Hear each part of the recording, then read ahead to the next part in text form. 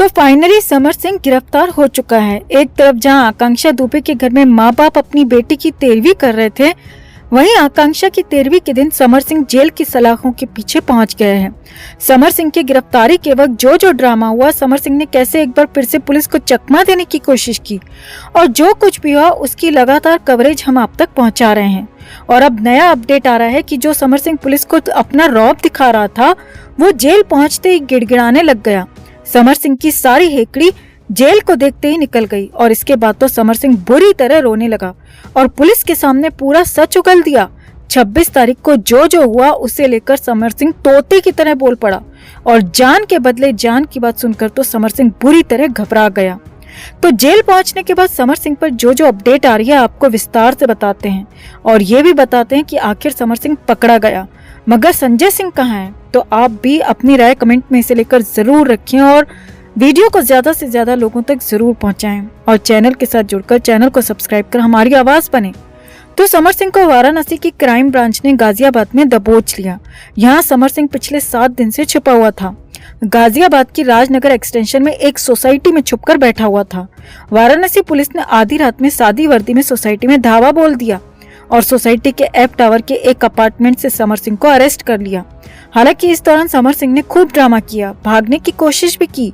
नीले रंग की हुडी में चेहरा छुपाकर समर सिंह न होने की बात भी कहता रहा, मगर क्राइम ब्रांच के आगे समर सिंह की एक नहीं चली। इसके बाद गाजियाबाद कोर्ट से ट्रांजिट रिमांड लेकर वाराणसी पुलिस की टीम समर सिंह को वाराणसी ले गई और लॉकअप में बंद कर दिया। अब लॉकअप को देखते ही समर सिंह का हाल बहुत ज्यादा बुरा हो गया। जो समर सिंह पुलिस को अपनी पहुंच और रुतबे का रौब दिखा रहा था, वो फूट फूट कर रोने लगा, गिड़गिड़ाने लगा और कहने लगा कि मैंने कुछ नहीं किया, आकांक्षा की मौत के पीछे मेरा हाथ नहीं है। इसके बाद पुलिस की टीम ने समर सिंह को जोरदार फटकार लगाई और सीधे थाने के लॉकअप में डाल दिया। अब सूत्रों के माने तो समर सिंह जोर जोर से चिल्लाता रहा और कहता रहा कि उसने आकांक्षा को कुछ नहीं किया, आकांक्षा ने खुद को मारा है, मैंने कोई साजिश नहीं की है। मगर यहाँ पुलिस ने समर सिंह की एक नहीं सुनी और समर सिंह को सलाखों के पीछे डाल दिया। अब पुलिस के लॉकअप में समर सिंह को रहना पड़ेगा, और फिर इसके बाद पुलिस समर सिंह को कोर्ट में पेश करेगी, और जब तक कोर्ट में पेश नहीं हो जाता तब तक समर सिंह को इसी लॉकअप में रहना पड़ेगा। इसके बाद समर सिंह के लिए पुलिस रिमांड की मांग करेगी। तो देखना होगा कि कोर्ट में पेशी के बाद समर सिंह को लेकर क्या फैसला आता है।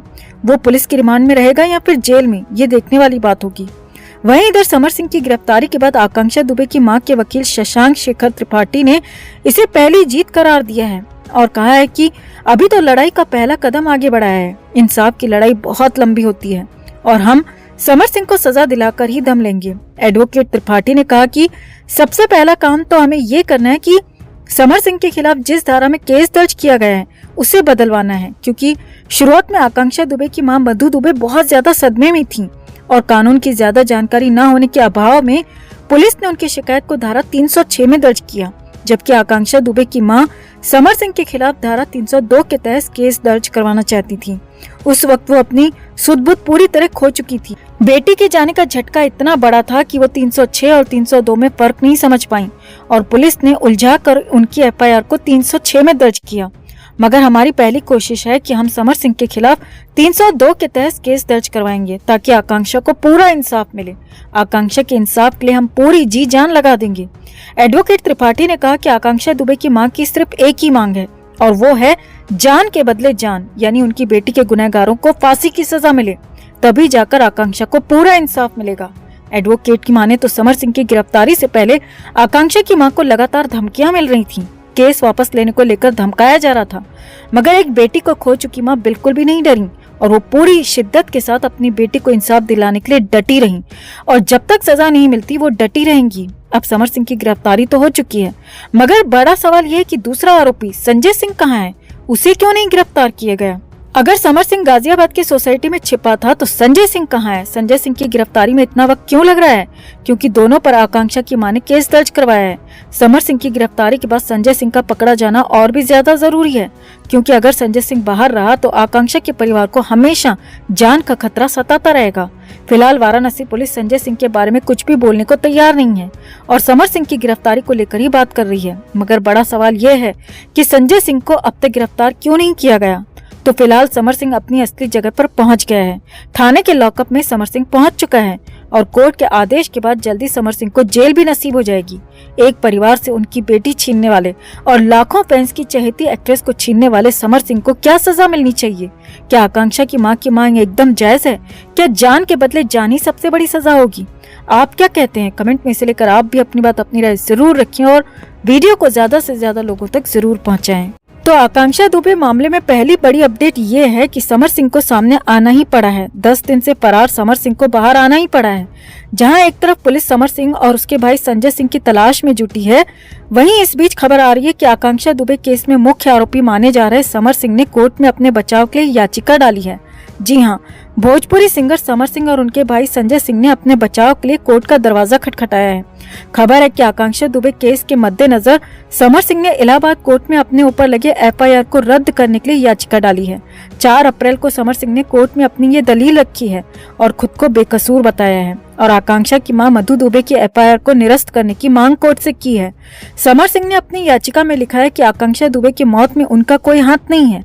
याचिका के मुताबिक समर सिंह ने बताया कि मुझ पर लगे आरोप बेबुनियाद हैं। मेरा करियर खत्म करने के लिए मुझ पर ये तमाम आरोप लगाए जा रहे हैं। इस एफआईआर की वजह से मुझे मेंटली और फाइनेंशियली बहुत नुकसान उठाना पड़ रहा है, इसीलिए मुझे आरोप मुक्त किया जाए। यहाँ आपको बता दें कि इंडियन पीनल कोड के आर्टिकल 482 के अधीन समर सिंह और उसके भाई संजय सिंह ने ये याचिका डाली है और उसमें एफआईआर के साथ ही पुलिस द्वारा जारी किए गए लुकआउट नोटिस को भी रद्द करने की मांग की है। हालांकि इलाहाबाद कोर्ट में अभी याचिका डाली गई है। कोर्ट क्या फैसला लेती है इसके लिए इंतजार करना होगा। यहाँ आपको बता दें, दोनों आरोपी भाई आकांक्षा दुबे की मौत के बाद से फरार हैं। पुलिस ने दोनों के खिलाफ लुकआउट नोटिस भी जारी कर रखा है। अब देखना होगा कि कोर्ट समर सिंह की इस याचिका पर क्या फैसला सुनाता है। वहीं अब इधर दूसरी बड़ी अपडेट की बात करें तो वो आ रही है उस पार्टी को लेकर जहां आकांक्षा आखिरी बार गई थी। दरअसल सामने आया कि आकांक्षा दुबे जिनके बुलावे पर, जिनके इनविटेशन पर क्लब में गई थी, उनका नाम अरुण और श्रद्धा है। क्लब में अरुण और श्रद्धा ने ही आकांक्षा के लिए टेबल बुक की थी और क्लब के रिकॉर्ड के मुताबिक दोनों ने इस टेबल के लिए 11,000 रुपए पे किए थे। अरुण और श्रद्धा पहले ही पहुंच गए थे और 8, साढ़े 8 के बाद आकांक्षा दुबे वहां पहुंची थी। इसके बाद तीनों ने एक साथ क्लब में एंट्री की थी। अब क्लब के स्टाफ के बयान की माने तो अरुण और श्रद्धा ने क्लब की सबसे महंगी सीट बुक की थी, जिसमें महंगी से महंगी बियर भी इंक्लूड थी और हर तरीके का खाना अवेलेबल था। तीनों यहाँ पर 5 से 6 घंटे रुके थे, डांस कर रहे थे, बातें कर रहे थे, मगर खाने के लिए कुछ भी मंगाया ही नहीं। 5 से 6 घंटे में तीनों ने सिर्फ पानी पिया और कुछ खाया पिया नहीं।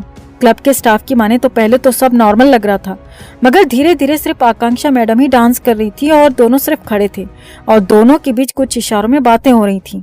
सूत्रों की माने तो क्लब के स्टाफ ने बताया कि आकांक्षा मैडम अगर कुछ वेटर से लेना भी चाह रही थी तो उन्हें लेने नहीं दिया जा रहा था, बस उनको एक बार पानी पिलाया गया। इसके बाद आकांक्षा मैडम डांस पर डांस किए जा रही थी, झूम रही थी। सूत्रों की माने तो क्लब के स्टाफ ने कहा कि अजीब तो हमें भी लग रहा था कि इतनी बड़ी स्टार ऐसे अकेले क्यों नाच रही हैं, मगर हमें बोलने की या कुछ भी पूछने की इजाजत नहीं थी। अब क्लब के स्टाफ ने ये बयान नाम और पहचान न बताने की शर्त पर दिया है और ये बयान वाराणसी के एक चैनल को दिया गया है और उसी के आधार पर ये सारी बातें सामने आ रही हैं। चैनल का दावा है कि आकांक्षा दुबे की मौत के बाद से ही अरुण और श्रद्धा नाम के दोनों ही व्यक्ति फरार हैं, गायब हैं।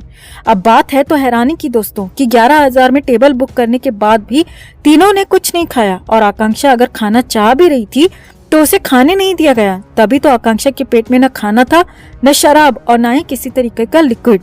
वो बस ब्राउन कलर का केमिकल उनके पेट में मिला है।